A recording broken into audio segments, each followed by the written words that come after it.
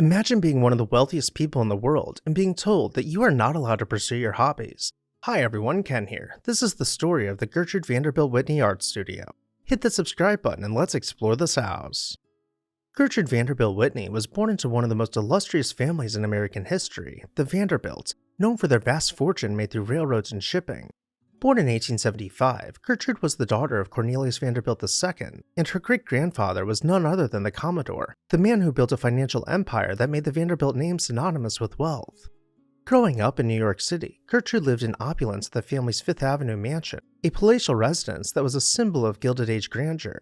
She spent her summers at the Breakers, the family's summer cottage in Newport, Rhode Island, where she developed a love for art and sport, competing with her brothers in various activities. However, despite her privileged upbringing, Gertrude was not content to merely live the life of a socialite. Her artistic inclinations became evident early on as she filled her journals with sketches and watercolors. But her true passion for art blossomed when she visited Europe in the early 1900s, immersing herself in the avant-garde art scene of Paris. She decided to pursue a career in sculpture, which was an unconventional choice for a woman of her social standing. Her family was not particularly supportive of this decision. Neither her parents nor her husband, Harry Payne Whitney, a wealthy sportsman and heir to the Whitney fortune, took her artistic ambitions seriously. Yet, Gertrude persisted. She studied at the Art Students League of New York and in Paris, where she worked under the guidance of renowned sculptors, including Auguste Rodin. Despite the challenges posed by her social class, she refused to let her wealth and status define her art. Gertrude's marriage to Harry Payne Whitney in 1896 united two powerful families, the Vanderbilts and the Whitneys. Harry, like Gertrude, came from a wealthy family with deep roots in American business and wealth. His father, William Collins Whitney, was a politician and financier, while his mother, Flora Payne Whitney, was the daughter of a Standard Oil magnate. The couple was a part of the elite social circles of New York and maintained residences in Manhattan and Long Island. Together they had three children, Flora Payne Whitney, Cornelius Vanderbilt Whitney, and Barbara Whitney. Though her marriage to Harry gave her stability, it did little to fulfill her personal ambitions. Harry did not take her work seriously, but his apathy only fueled her determination. Her art career took off with her first public commission, Aspiration, a life-size male statue displayed at the Pan American Exposition in 1901. Initially, Gertrude submitted her work under a pseudonym to avoid being dismissed as a mere socialite, but by 1910, she had gained enough confidence to exhibit under her own name. Over the years, her works gained recognition for their scale and emotional depth. One of her most celebrated pieces is the Titanic Memorial in Washington, D.C., a somber tribute to the lives lost in the tragedy. Her Buffalo Bill, the Scout in Cody, Wyoming, further solidified her reputation as a monumental sculptor. Around this time, she began searching for a private retreat where she could get away from society and focus solely on her love for creation. In Old Westbury, she commissioned the renowned firm of Delano and Aldrich to design for her an artistic haven, a pavilion surrounded by nature where she could create day in and day out. Completed in 1913, Delano was quoted as saying, "Mrs. Harry Payne Whitney asked me to build a studio in the woods at Westbury where she could get away from Harry's polo-playing friends. She put me in full charge, with no mention of cost." In a signature move by the architects, the studio was planned with formal gardens extending from the front and rear, but nestled within a heavily wooded area to give Gertrude the isolation and natural setting she desired. To enter the studio, we step into the vestibule above an intricate pebble mosaic and below an ornate groin vault. This leads us into the antehall, color-drenched in pink with white accents and opening into the main hall. Turning around, we find the main room of the studio measuring 40 by 60 feet with 20-foot ceilings framing a skylight.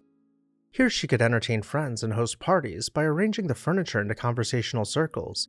She could also bring out the dining room table and stage it for dinners, though that wasn't the primary purpose of this room. When not entertaining, sculptures were suspended from the ceilings with scaffolding set up all around so that she could spend her days in artistic pursuit. The entire studio was designed to be modular, with screens acting as movable walls that could define spaces as needed.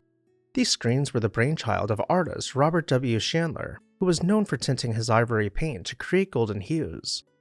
While there are very few rooms in the studio, the stair hall is one of them, wrapped in colorful murals with checkered marble floors and rounded millwork, including doors that round out ever so slightly to conform to the room. The studio has been updated over the years to include bedrooms and a more modern kitchen, but for the most part, much of it remains intact with artworks by Gertrude herself. But sculpture wasn't her only contribution to the art world. She was a generous patron of American art and artists, particularly during a time when European art dominated the cultural landscape. In 1914, she opened the Whitney Studio in Greenwich Village, providing struggling artists with a space to exhibit their work. This act of philanthropy evolved into the Whitney Studio Club, a forerunner to the Whitney Museum of American Art, which she would later establish in 1931. Gertrude's collection of nearly 700 pieces of modern American art formed the foundation of the museum after her offer to donate it to the Metropolitan Museum of Art was rejected. The Whitney Museum, now a landmark institution, is one of her greatest legacies. But her philanthropy did not stop at art. World War I deeply impacted Gertrude, leading her to devote time and resources to wartime relief efforts. She even set up a hospital for wounded soldiers in France and created a series of sculptures depicting the horrors of war. These experiences transformed her work, making it more serious and emotionally resonant. Though her professional life was fulfilling, Gertrude faced significant personal challenges. She suffered from postpartum depression after the birth of her third child and discovered that her husband was unfaithful.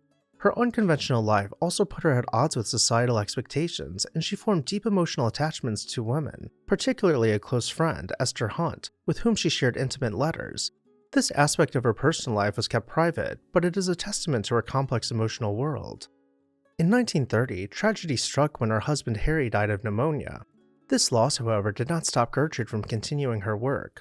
In 1934, she became embroiled in a highly publicized custody battle for her niece, Gloria Vanderbilt. The court case, which painted Gertrude as a stabilizing force in her niece's life, further established her reputation as a strong and compassionate woman.